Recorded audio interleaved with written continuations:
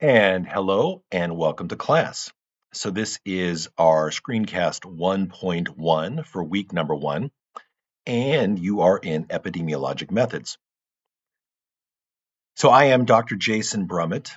Welcome to class. I have been leading this class for, I think, nearly 10 years now.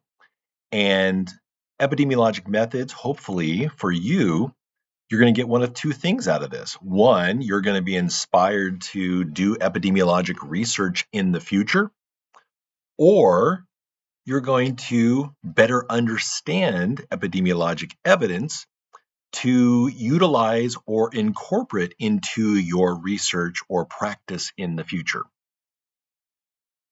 So, a little bit about me. I'm a professor of physical therapy and the director of the Doctor of Physical Therapy program at George Fox University. George Fox University is in Newberg, Oregon, which is about 30 minutes or so west of the Portland, Oregon region. My research interests include looking at functional testing to identify athletes at risk for injury. And I'll share some examples from some of my research throughout the term, as well as other epidemiologic studies to give you an idea about possibilities, things that you could potentially do. In addition to that, one of your assignments is going to be to create an epidemiologic study.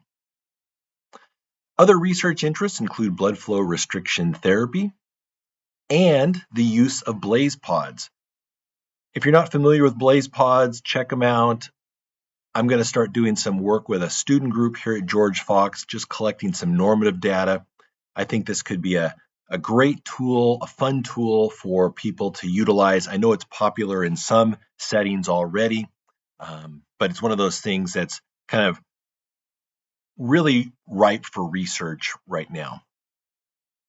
Now, I do have some future interests for different research-related things, and this one here is something I've been wanting to do for a while now, and that's looking at promoting exercise for patients with chronic health conditions. I would have been doing work in this area right now had it not been for me taking on this director position. And so any of you that are in academia right now, it's very difficult to be able to do everything. But really what helped kind of inspire this area of research was taking a couple coaching certificate and functional nutrition certificate courses from Rocky Mountain University. I completed the functional nutrition and the health coaching certificates about a year and a half to 2 years ago, and I really, really enjoyed them. Now, I know the last thing on your mind right now is to start looking at other academic things, but I would definitely give them a thumbs up and highly recommend them to you for future continuing education. So for this class, you need the textbook Basic Epidemiology. And the good news is it is a free offering. You can find it online, the PDF, for free. There are required articles, and these are things that I'll have uploaded into Canvas. And the purpose of these articles are not to make you become an expert in the topic, but to see how an epidemiologic study is presented in a paper, to start to familiarize yourself with the format on how something is written, understanding how somebody creates an introduction to tell that story, to ultimately have a purpose for why you're doing that research. There are a few major assignments, which I call major assignments. The first one is the video and poster presentation.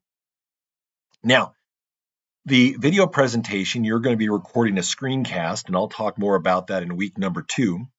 And for the poster, you're going to create a PDF version that you can turn into me of how you might present that information at a scientific conference via a poster. Again, I'll talk about that some more next week and have some examples.